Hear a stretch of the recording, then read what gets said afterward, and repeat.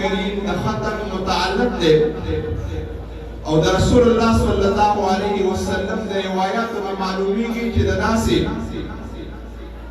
محافل نګیر چاپیره فرشتې ناستې وي او دغه فرشتې په اخره کې دا راپورټ الله تبارک وتعالی دربار ته یوسي. الله تعالی د دغه فرشتو نه پوښتنه کوي چېرته تللي وئ؟ یو محفل ته ورغلي وو، هلته کې ستا تذکره کېدله او د جنت طالبانو جنت یې کتلی او وینې وکتلې. خو چېرته جنت وګوري نور به هم د جنت په شوق کې د هغې طلبګار جوړ شي. نور یې څه غوښتل؟ د جهنم نه پناه وغوښتله، جهنم یې کتلی دی. کریم ربه جهنم یې نه دی کتلی، خو ویې کتلو د جهنم نه به نوره هم پناه غواړي. الله تبارک وتعالی دغه فرشتو ته فرمایي چې فرشتو تاسو ګواه اوسېږئ، دغه ټول محفل مې معاف کړه او د هغې ګناهونه مې په نیکو باندې بدل کړل. سبحان الله.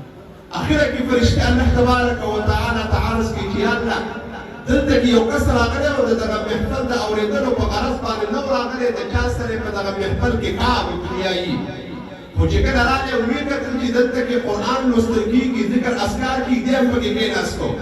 د هغې به څه کېږي؟ هم قوم لا یشقی جلیسهم، دا داسې قوم دی چې د دې سره څوک ملګری شو هغه بې یار او مددګار کېږي نه، بې برخې کېږي نه. الله تعالی فرمایي چې هغه مې هم معاف کړلو. دې محفل ته الله تبارک وتعالی دومره قدرداني ورکړې ده. او علما کرام ناست دي، د دې محفل باره کې اوس یو کس راپاڅېږي او دې قسم وخوري چې زما دې د الله تبارک وتعالی په ذات باندې قسم وي چې دې محفل ته فرشتې راغلي دي، دې په دې قسم کې خالص نه دی او په دې قسم کې دې دروغجن نه دی. ځکه د دې محفل نه ګیر چاپېره فرشتې ناستې دي او دا فرشتې به د الله تبارک وتعالی دربار ته دا راپورټ پېښ کړي. نو دا دومره د عزت والا او دومره د وقار والا محفل دی. مناسبت یې د قرآن سره دی. قرآن کوم کتاب دی؟ یو د قرآن نزول دی، مفسرین لیکي، او دویم نمبر د قرآن ضرورت دی. دا دویم نمبر خبره چې قرآن دا د انسانیت ضرورت دی. دا یې څنګه ضرورت دی او دا څومره مهم ضرورت دی؟ علما لیکي چې د انسان د بقا دارومدار په دنیا کې په څلور څیزونو باندې دی. یو انسان چې په دنیا کې باقي پاتې کېږي دا په څلورو څیزونو ته محتاج دی.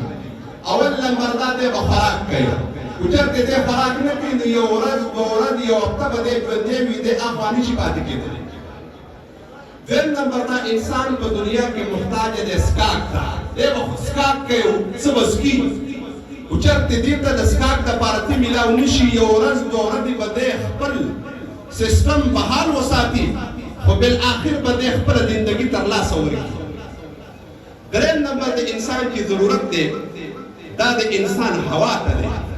خو چېرې یو انسان ته هوا یو منټ دوه منټه میلاو نه شي نو دی خو به څه ګزاره وکړي، خو دا هوا خو د انسان دپاره دومره ضروري چې یو 15 سکنډ هم دته هوا بنده شوله دی ژوندی نه پاتې کېږي. نو د انسان د بقا دارومدار دا په هوا باندې دی، څه هوا وباسل دي او څه دننه کول دي. دا درې ضرورتونه د انسان دي او په دې سره دا ټول سیستم روان دی. او څلورم نمبر ضرورت چې انسان لري او په هغې سره د انسان دا ټوله نوعه باقي پاتې کېږي، هغې ته ویلی شي واده. خو چېرته انسانان په دې کې د وادونو دا سیستم ختم شو، نو دا کومو نوجوانانو چې ودونه کړي دي په دې باندې به دا سلسله د یو پېړۍ پورې وچلېږي، خو بالآخر به دغه خاوند او دغه ښځه دا د دنیا نه لاړه شي او مخکې سیستم دی به فلاش شي، نو دنیا به بلکل درهم برهم وګرځي. نو د عالم د بقا دپاره الله تبارک وتعالی دا څلور څیزونه پیدا کړي. د انسان ته چې الله تبارک وتعالی دا 15 فوټه بدن ورکړی دی، نو دې ټول سیستم ته جسم ویلی شي. او دا ورته په هغه وخت کې ویلی شي چې کله په دې باندې دا غوښه هم لګېدلې ده او په دې باندې دا هډوکي هم لګېدلي دي او په دې کې دننه یو بل شی لګېدلی چې هغې ته روح ویلی شي. نو چې کله په انسان کې دا روح دی، دې ټول بدن ته جسم وایي.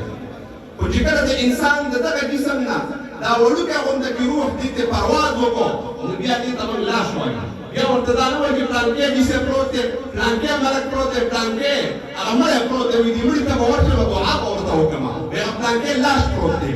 نو دا الله شورته ولې ویو د دې سره چې د کوم روح اتصال او هغه روح ته کوچ وکړو نو لکه څرنګه چې د انسان د جسم دپاره دا روح دا یو غذا ده او په دې سره دا جسم روان دی دغه رنګې د دې روح دپاره یو بل روح الله تبارک وتعالی په دنیا کې پیدا کړی دی د کوم چې دا طالبان دی او هغې حفظونه کړي چې هغې ته قرآن ویلی شي نو د انسان د جسم یو روح دی او د روح دپاره بل روح الله تبارک وتعالی پیدا کړی دی چې هغې ته ویلی شي قرآن